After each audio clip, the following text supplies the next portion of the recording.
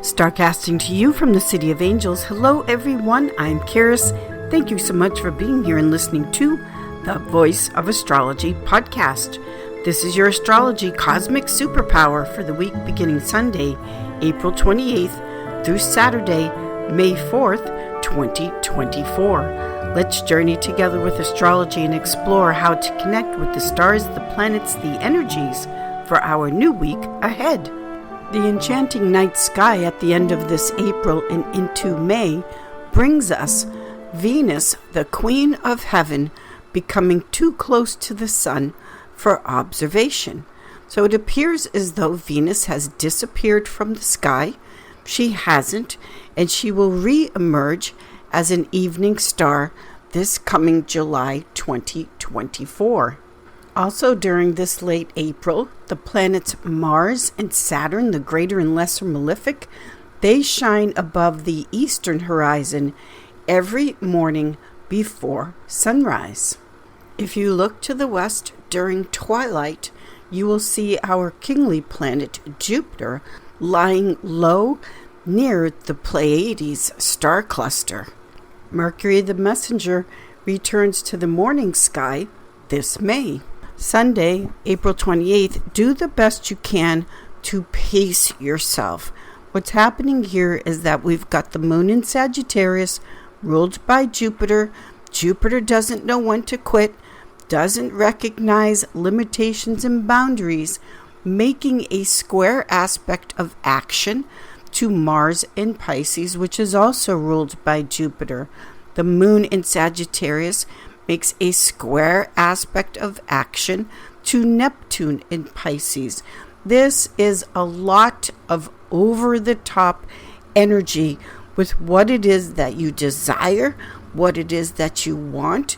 This is the moon, and there's a lot of emotion, Pisces, backing it up.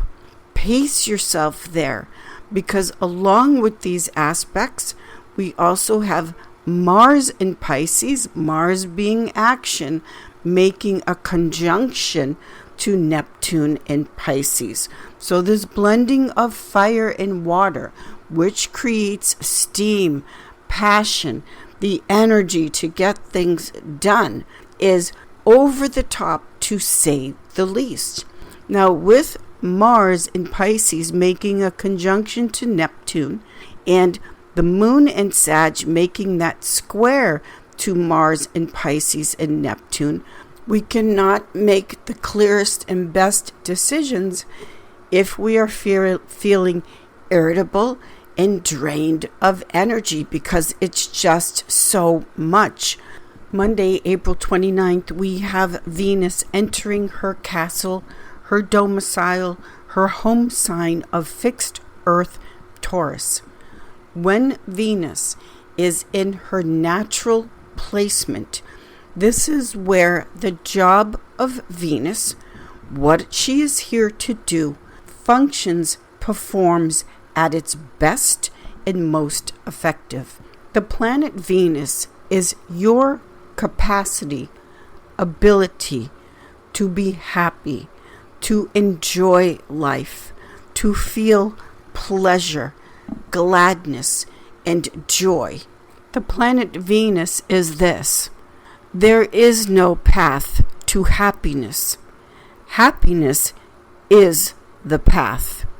What the planet Venus is not is the latest shopping trip, the latest novelty and new thing, the latest thing that keeps you entertained and distracted from your unhappiness for the moment, and then when the newness has worn off, you're back to being unhappy again. This is not the planet Venus functioning at her best. Your happiness is an inside job. It's completely under your control. You have the power, the cosmic superpower, to decide that you are going to be happy, make yourself happy, no matter what is going on the outside world. If you are unhappy and miserable it's your own damn fault, because you have that power, the power you were born with, irrespective of where Venus is in your astrology chart. You were born with the self-generating happiness capacity and power. When Venus enters her castle, her home sign of Taurus, this is highlighting, putting a spotlight for us on the essential importance of being happy in your life. Venus in Taurus is the happiness and joy of all of the sensations, your body, fragrance, sound, music, the beautiful sights to see, like looking at the cosmos, the night sky, the ocean, nature, Taurus ruling over Gaia, Mother Nature, animals, all of it. Venus in Taurus is a reminder of being pleased, laughter, amusement, everything in life that brings this richness and what makes life worthwhile. Venus is people, relationships. It's wonderful to be happy, but when we share pleasure and happiness, it's that much more deep and rich.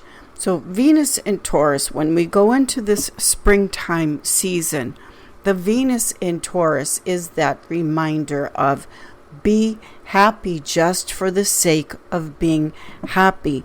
And nothing on the outside world has the power over you to make you unhappy unless you give it that power.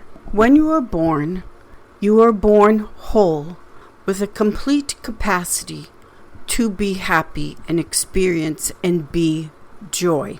As an astrologer, people, clients tell me everything, horrendous stories of childhood that, believe me, one, you can't wrap your mind around it, and trust me, I hear it all.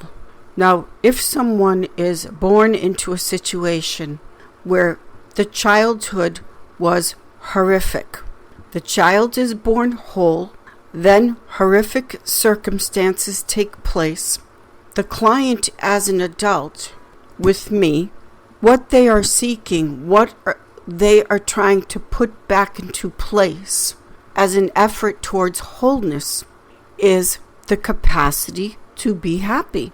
What was stolen from them or taken from them was the joy, the happiness. So when you are seeking in life or looking for something, the latest distraction that gives you pleasure for a little bit, and then what's the next new thing? Know that if this relates to you, what it is that you're searching and seeking is what you always had to begin with. You were born with it, which is simply to be happy, Venus, as a state of being. It's not a getting of something.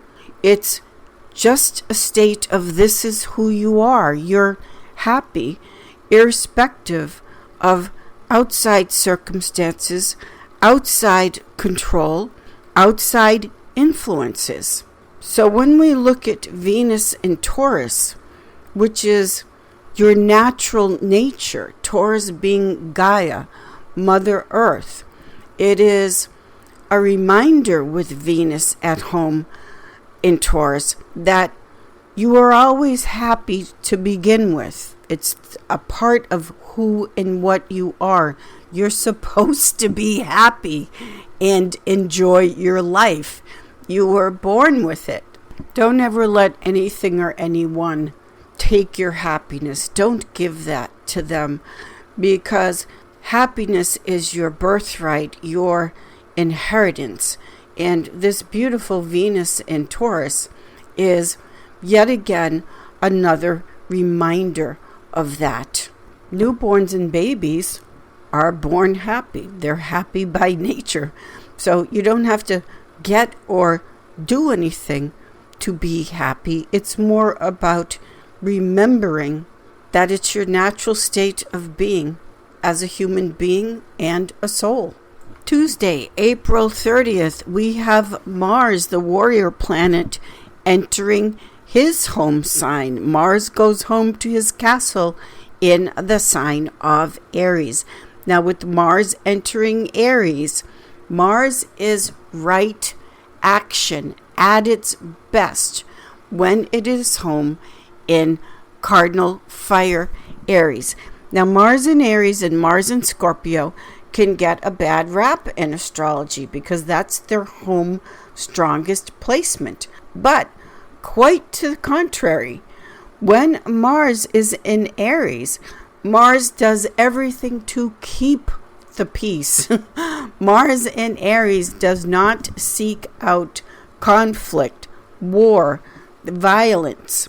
Mars in Aries understands very completely what the consequences of fighting, what that means. So Mars in its home sign, Mars in Aries, is about when to take action, when not to take action.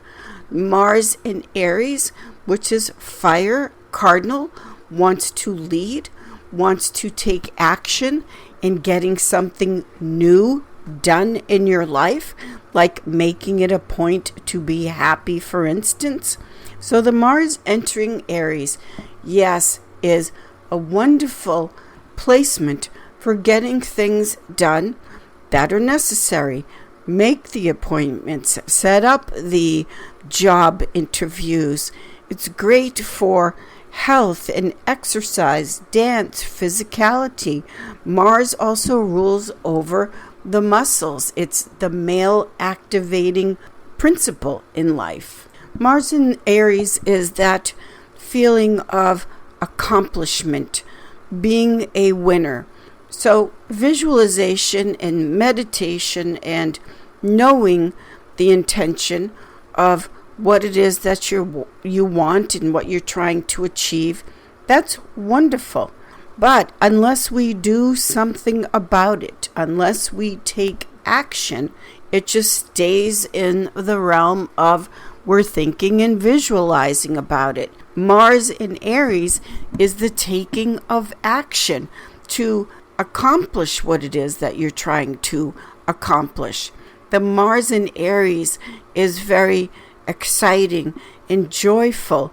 It's fire. Fire is that enthusiasm, that action to making peace, not war. Again, Mars in its home sign of Aries and Scorpio, they will do anything possible to avoid conflict, understanding as a Mars energy what the consequences of conflict and violence, what that really means.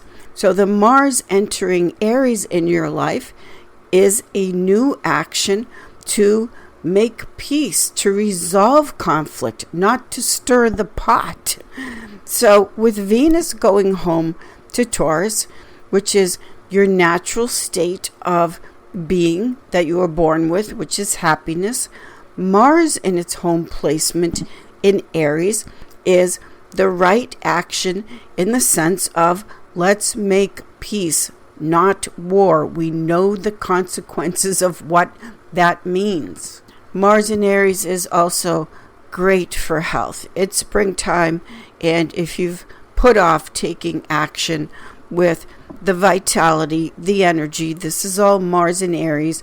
Also, Aries rules over the blood, not just the muscle, but also the life force, the blood, the color red, which symbolizes energy and life force. Then this Mars going home to Aries is a fabulous placement and a reminder to do those things for yourself.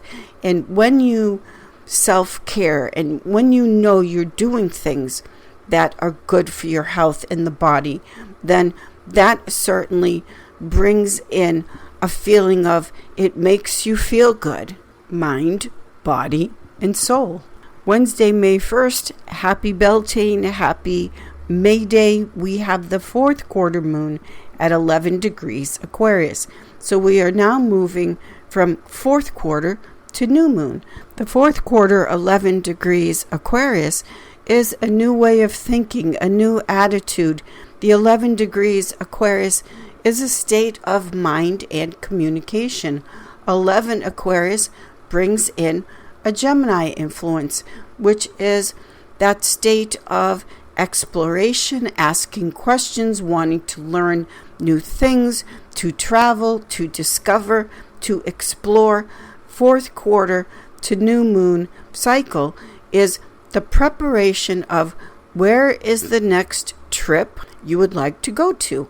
What is the next class, workshop, perhaps you want to take?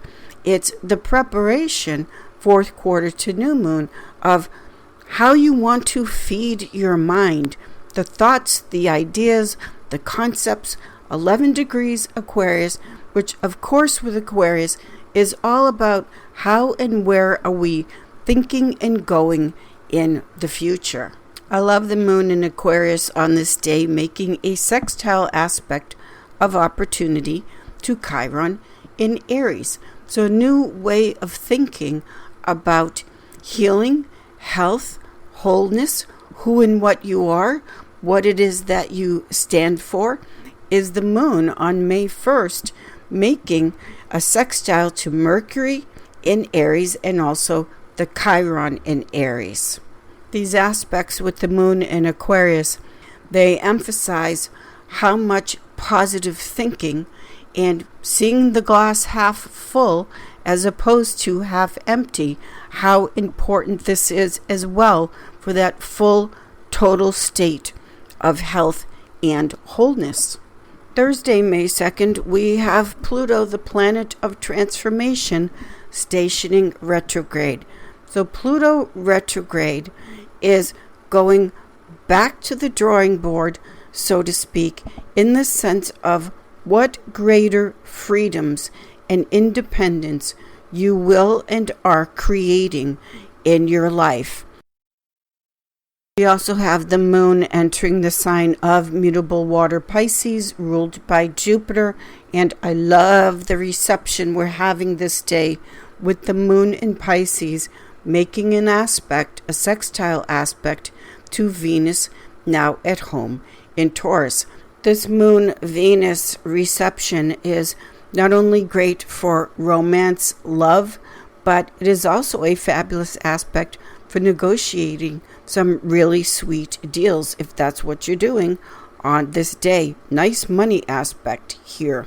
Friday, May 3rd, we've got the moon in Pisces making a sextile aspect to the sun in Taurus, and then the moon in Pisces makes a conjunction to Saturn in Pisces. So the moon, which is what you want in Pisces, very emotional about it. The moon in Pisces, ruled by Jupiter, is the expansion, the increase that you seek. With these aspects to the sun and Saturn, this is the energy of being fully determined to achieve your goal, 101%. So when you are clear about that goal, the moon with aspects to the sun in fixed earth Taurus and Saturn in Pisces is forthrightness in the sense of it's going to happen. You believe it happens. And when the belief and the action, Mars in Aries, and the fortitude, the determination, sun in fixed earth Taurus is there, think of it this way. There's just no stopping you with these aspects on this day. Saturday, May 4th, we still have the moon in Pisces making a sextile aspect to Uranus in Taurus, a sextile aspect to Jupiter, its ruler in Taurus, and the moon in Pisces makes a conjunction to Neptune in Pisces. This is the energy backing up the dream, the vision, what it is that you see very clearly about the future. And then the moon entering Aries later on in the day on the 4th is this beginning, taking the lead and starting something new. The moon in Aries will also make a sextile aspect to Pluto in Aquarius, and the moon in Aries will make a conjunction to Mars in Aries, at home in Aries. This is a lot of power. This is a lot of caring and invention as far as looking through things with a different perspective, a different lens that can solve the problem and the conflicts. Perhaps in your personal life and also on the stage of the world. Whatever you may be going through in your life, hang in there. It's going to work out. You'll see things have a way of working out. Have a fabulous week, everyone, and I will see you all in the stars.